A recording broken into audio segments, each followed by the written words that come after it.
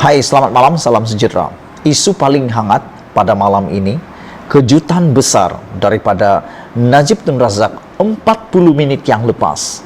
Apabila beliau mengumumkan keputusan yang paling aku tak jangka sama sekali. Keputusan yang aku tak pernah fikir Najib akan sampaikan sama sekali. Tapi malam ini, tiba-tiba Najib tak tahulah apa mimpinya semalam, apa yang dia makan tadi petang, apa yang dia makan tadi pagi. Tiba-tiba Najib tarik balik dakwaan rasuah terhadap Hakim Muhammad Nazlan yang telah menyabitkan kesalahan kepada Najib dan menjatuhkan hukuman penjara 12 tahun dan denda 210 juta itu. Sebelum ini, Hakim Muhammad Nazlan diserang bertubi-tubi oleh kumpulan Najib, bahkan Najib sendiri. Tapi malam ini yang menjadi hairannya nih, yang menjadi kebingungan kepada semua orang adalah tiba-tiba Najib tarik balik dakwaan rasuah terhadap Hakim Muhammad Nazlan. Apa cerita nih bosku? Tiba-tiba pula tarik dakwaan. Apa cerita?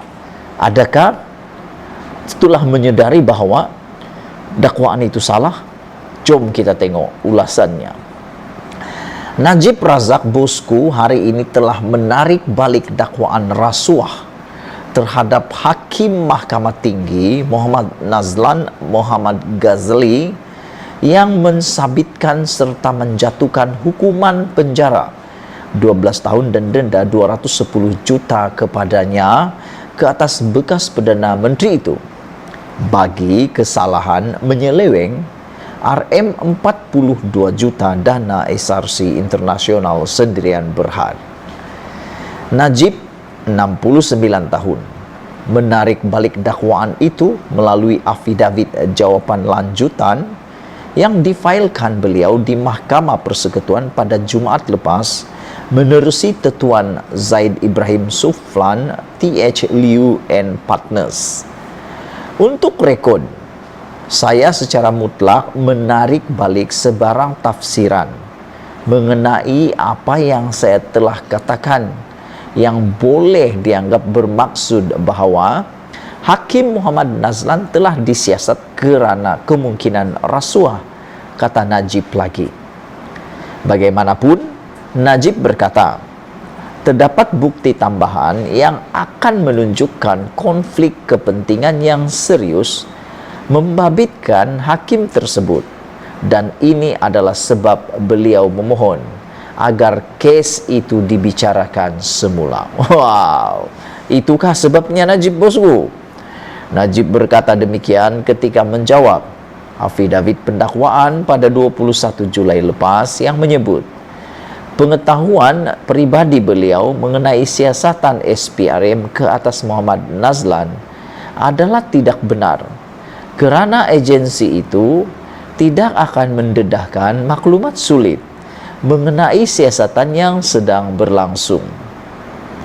Pendakwaan baru-baru ini menyatakan bahawa dakwaan Najib terhadap Muhammad Nazlan yang kini Hakim Mahkamah Rayuan adalah percubaan terdesak untuk membatalkan perbicaraan tersebut. Pada 21 April lepas, Muhammad Nazlan membuat laporan polis berhubung artikel yang disiarkan oleh sebuah portal berita bertajuk Judge Muhammad Nazlan being investigated for unexplained Rm 1 million in his bank account, yang mendakwa bahawa beliau telah disiasat berkaitan wang yang dipindahkan ke akaun banknya. Muhammad Nazlan telah menafikan dakwaan itu serta niat jahat untuk menjejaskan kredibiliti beliau sebagai Hakim Mahkamah Rayuan dan menunggu sistem keadilan selain institusi kehakiman melalui artikel tersebut. Pada Julai 2020, Muhammad Nazlan telah menjatuhi hukuman penjara 12 tahun dan denda Rm 210 juta ke atas Najib Tun Razak selepas beliau mendapati beliau Najib Tun Razak bersalah menyeleweng Rm42 juta dana SRC internasional. Kes itu akan didengar oleh Mahkamah Persekutuan selepas Mahkamah Rayuan mengekalkan keputusan Mahkamah Tinggi yang menolak rayuan Najib secara sebulat suara. Mahkamah Persekutuan telah menetapkan 10 hari bermulai 15 Ogos ini. Beberapa hari lagi, perbicaraan terakhir Najib tentang kes penyelewengan dana SRC internasional berjumlah Rm42 juta akan didengar, yaitu 15 hari bulan ini, bagi mendengar rayuan terakhir bekas Perdana Menteri itu. Persoalan yang besar malam ini adalah, mampukah pasukan pembelaan Najib yang baru ini, yaitu Zaid Ibrahim, yaitu Zaid Ibrahim Sulflan TH Liu and Partners, membantu Najib menang dalam kes ini. Sedangkan sebelum ini yang cukup waktu, cukup hujah, lebih berpengalaman seperti Safi Abdullah, peguam pembela Najib sebelum ini pun kalah. Apakan pula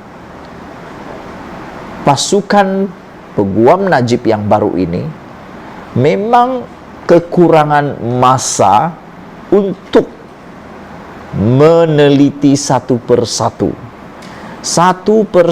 demi satu persatu mencari kesilapan di dalam kes Najib ini.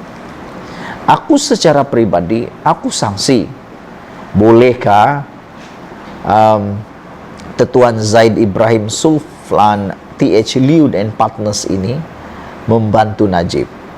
Kerana salah satu sebab yang aku terfikir Najib menukar pasukan pembelaannya itu dahulu adalah untuk melanjutkan masa, untuk memohon supaya ditangguhkan lagi, supaya mereka ada masa untuk bersedia kerana mereka pasukan yang baru.